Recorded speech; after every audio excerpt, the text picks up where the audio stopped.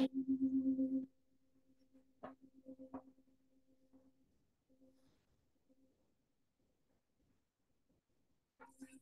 me Dabu, welcome everybody.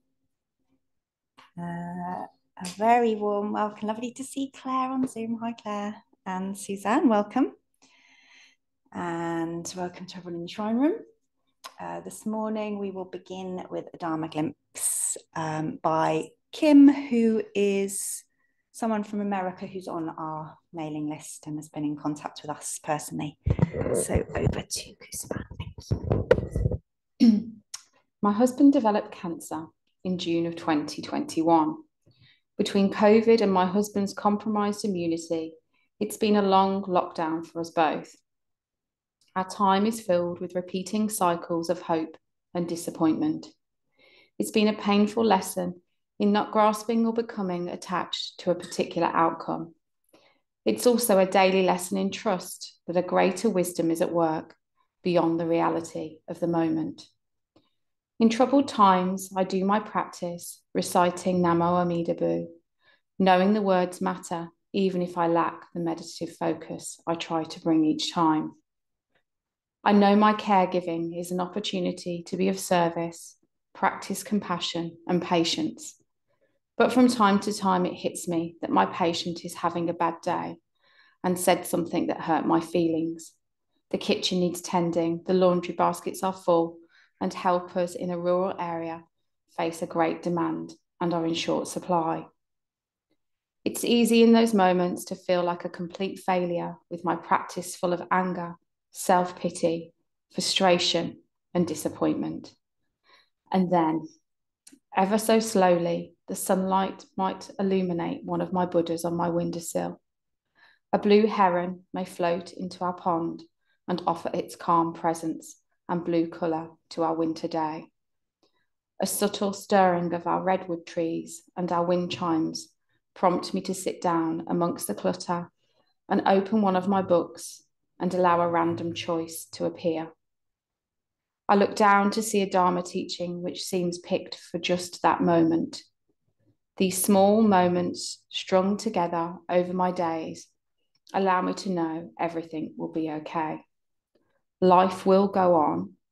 The moment will heal because I took a moment of compassion for myself and acknowledged I am a foolish being on a journey of teachable moments, and I will be okay. Namo Amida Bu. Thank you, Kusma. Thank you, Kim.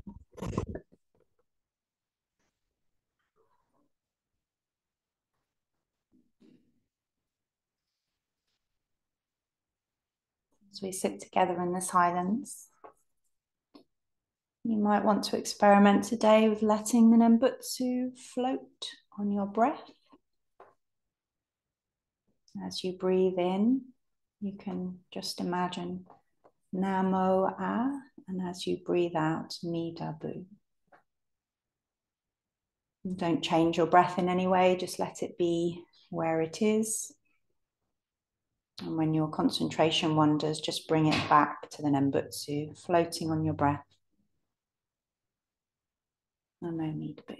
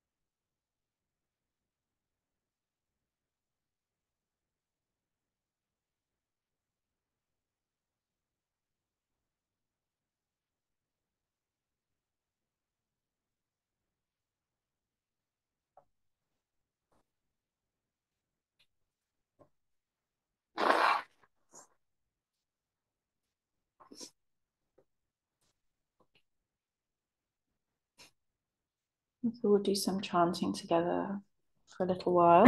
And the chant that we will chant today is Namo Tassa, which is on your liturgy sheet. I'm just going to type it into the chat box.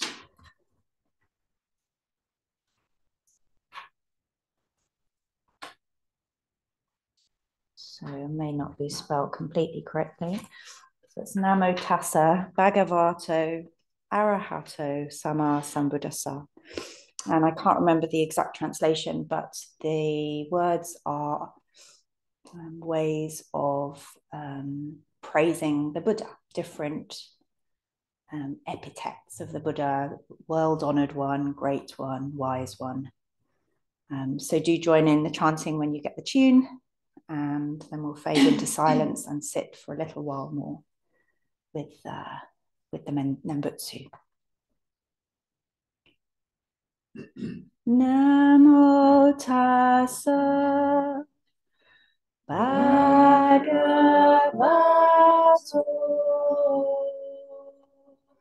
Arahato Sama Sambuddhassa.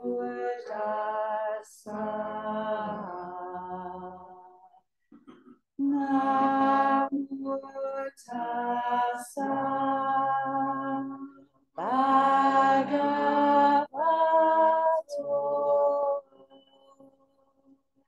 Arahato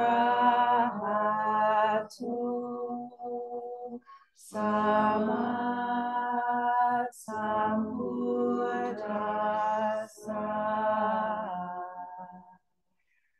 Namo Tassa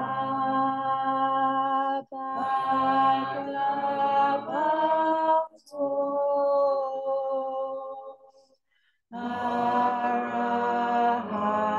Arahato Sama Sambuddhassa.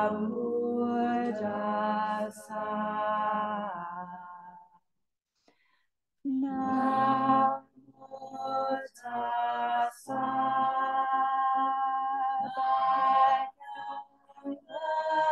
Bhagavato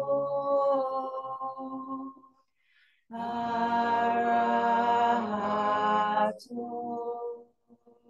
Sama Sambuddhassa.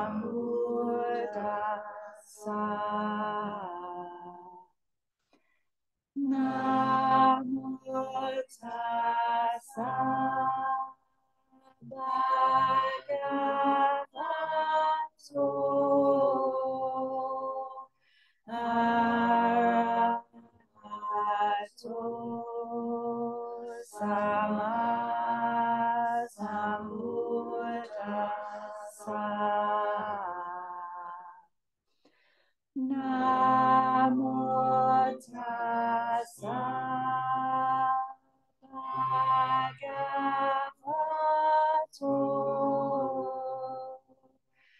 Arahato Sama Sambuddhassa.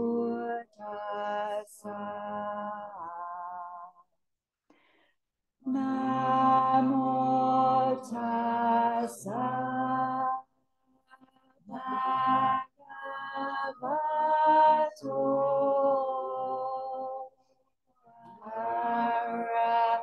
Arahato Sama Sambuddhassa. Namo tassa bhagavato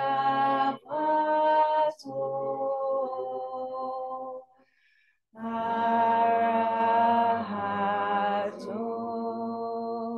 sama sambuddhassa. Namo tassa bhagavato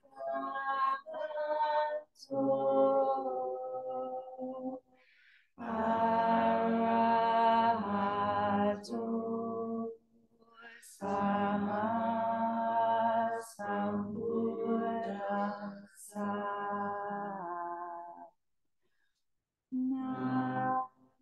Namo tassa bhagavato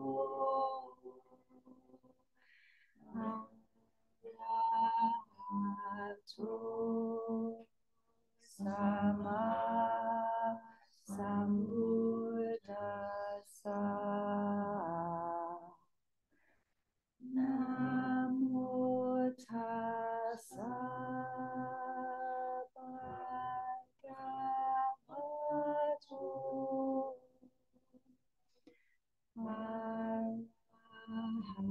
arahato sama sambuddhassa.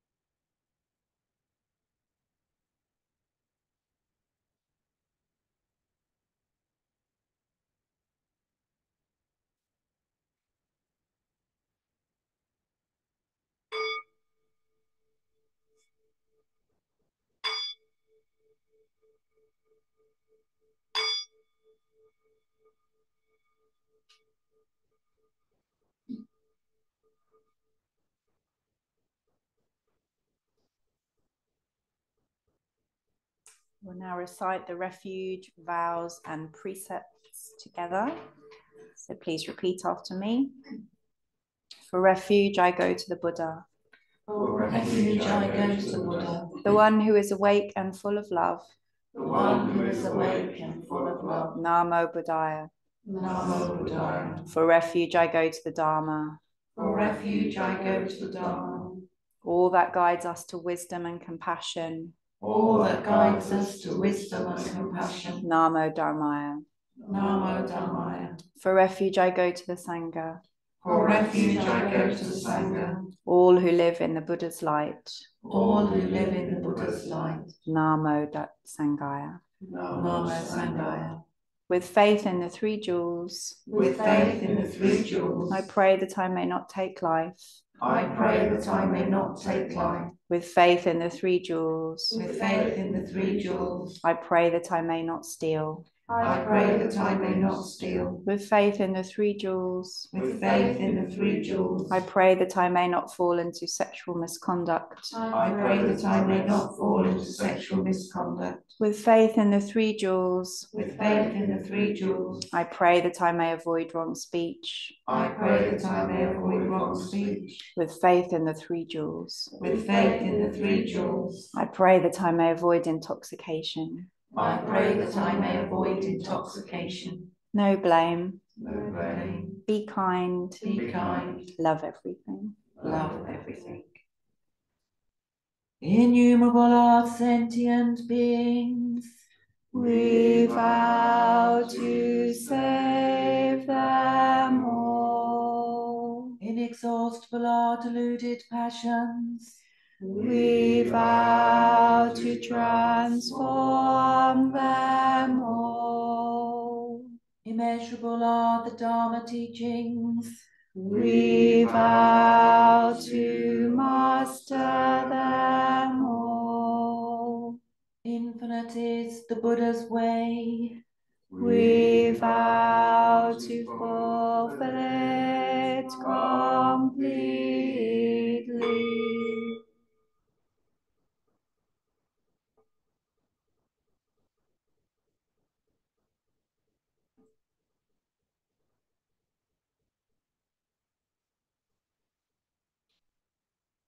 Welcome, Mark and Philip. So I've been thinking this morning about overwhelm. I was reading last night, wish I'd brought it with me, but Shinran, the great sage, the founder of the Jodo Shinshu school of Buddhism, made a list of 10 benefits that we receive when we take refuge in Amida Buddha. And unfortunately, he said that fame and money and having our desires fulfilled wasn't on that list. But it started me thinking about, well, what are the benefits of this practice, and how might we open ourselves up to that benefit? And at a certain point this week, I got into that state where I was completely overwhelmed by a feeling, and that the feeling, or that part of me, was the only thing that was available. It completely filled me up. And you might know yourself that kind of state of mind where it's a sort of a binary kind of place. It's a black and white place. It's the kind of place where we think things like, nothing's going to change ever.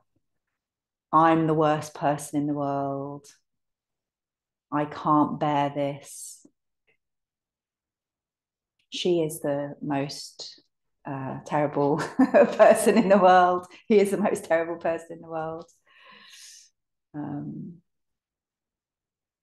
There's no nuance. There's just that thing. And I was thinking about it as you were reading Kim's Dharma glimpse, that she does that little list of, she kind of, there's despair, or there's anger, grief. And I look at this phenomena through two lenses, which hopefully end up looking at the same thing: the lens of internal family systems, the way of thinking about our psychology as having different parts of us, and a Buddhist lens. So through the internal family systems lens, what's happening is that a part of us, one part of us, is so distressed, or it's so it needs us to know something, or it's desperate to protect us from something. It just literally fills us completely. It fills, it's like the walls are kind of absolutely tightly packed with this part. And there is no space around that part to see the part, to see that it's a part of us and not everything, or to get any perspective on what's happening. And through a Buddhist lens, this is our greed and our hate and our delusion. It is our, as I read in Taitetsu Uno's book yesterday, it's our ego shell. It's that kind of powerful protection that helps us to feel less vulnerable or less afraid, or helps us to avoid impermanence, tries to help us avoid impermanence. And when we're in these states, it can be impossible to imagine that they will ever shift or that anything else could be true. So this is where the Buddha comes in. That even if we can allow ourselves to relax 0.1%, then the Buddha fills that little gap up. The Buddha's light comes in. In internal family systems, we call it self with a capital S. And when we have a tiny bit of self available, a tiny bit of Buddha nature available, then we can even imagine that this thing that's happening isn't everything. And that maybe we're not the most awful person in the world. Or maybe a part of us does some things that are pretty awful, but there's other parts of us. And that even that part that does the things that have the awful consequence have really good reasons, have really good self-protective reasons.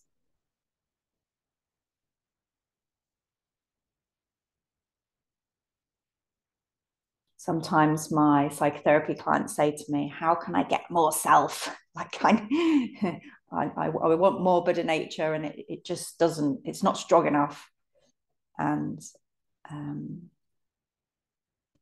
my experience is that the Buddha doesn't force themselves on us. The Buddha doesn't shove themselves in. The Buddha waits until they're asked. And that we can only ask them by making a little tiny bit of space. And sometimes that's really hard, and we might not manage it for a long time. And even in those times, we can remember that the Buddha is there waiting patiently to be invited inside. And sometimes the world helps us with that, with a glint of sunlight on the Buddhas on the mantelpiece, or a blue heron. The Buddha taking on the form of a blue heron.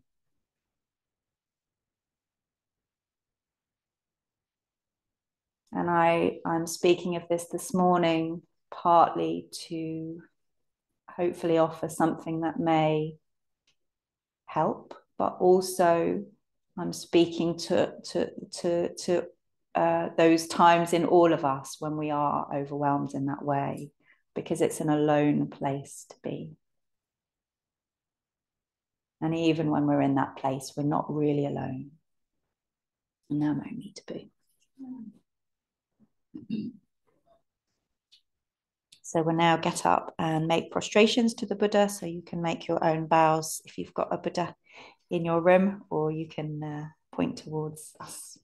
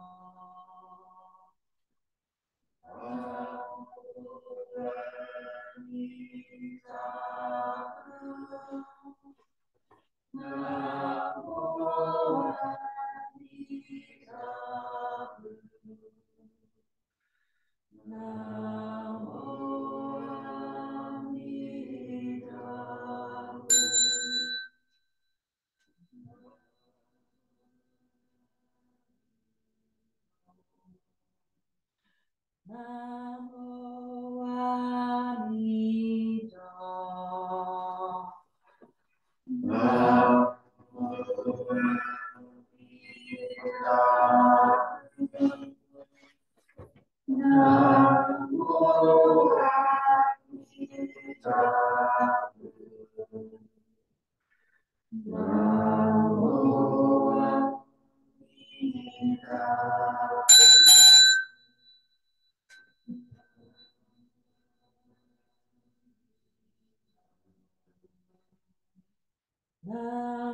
Namo Amida.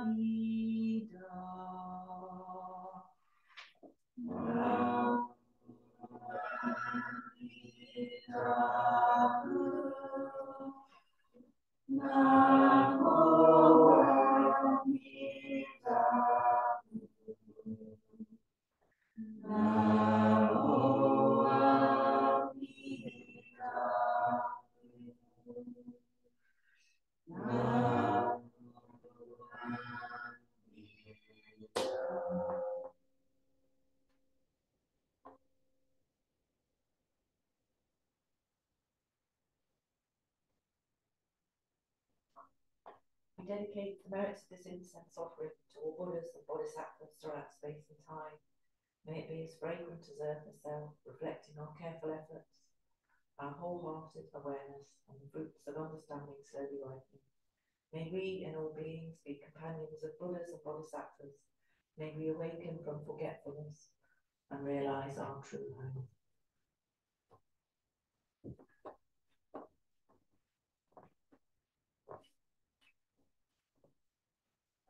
When I finish doing the incense offering, you can come back to your seats and stand at your seats. And finish by bowing to each other.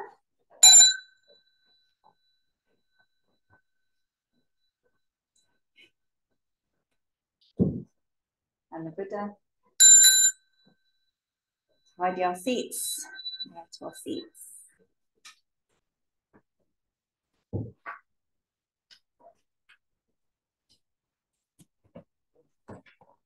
So when I was told about transferring merit, it was described to me as the kind of the happy minds that we generate through practice together that we're passing on to someone else who might need it. So all of the peace, all of the wisdom, all of the love that we kind of generate in this room, we make an offering to somebody. And the way that merit works is that if you give it to two people, it's not half each, you get a double at least. So today, I'd like to transfer the merit to Kim's husband and Kim, and also to David's dad, who's not very well at the moment. So, and do join in with us. The words are, by your vows and through your grace, a pure land appears. By your vows and through your grace, a pure land appears.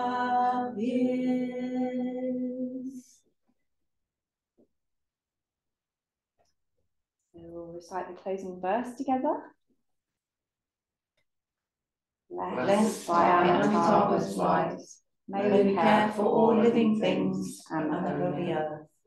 And then just a couple of quick announcements. Angie's having a kirtan here in this room this Sunday at 7:30 till 9. So if you'd like to come and sing with us or just listen, you'd be very welcome. And be on Zoom on the same as the practice link. Yes, it's the same link as today if you'd like to join us. And then next Saturday, the 4th, is our retreat day. What's the name of it again? Beginner's Mind. Beginner's Mind.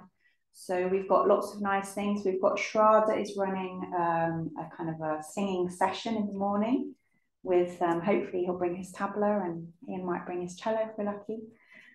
We'll be practice as usual. And then we're going to have a talk from Casper at 3, a walk at 2, circle at 5. It's all on the website. Have a look, and some of that will be on Zoom as well. And if you are able to put your name on the little list outside the door to make tea and read Dharma glimpses, please do. And we do have Dharma glimpses, but we are running low. Just a little gentle nudge if anyone's feeling inspired. but no pressure. No more need to be. No, it's good. Use any of them. We haven't used all of yours. Yeah. And the glove one. The glove one. Glove. Oh, yes, I can use the glove one. I'm going to print that out. Hi guys, I'm just going to stop the recording A refill. and sort the video out.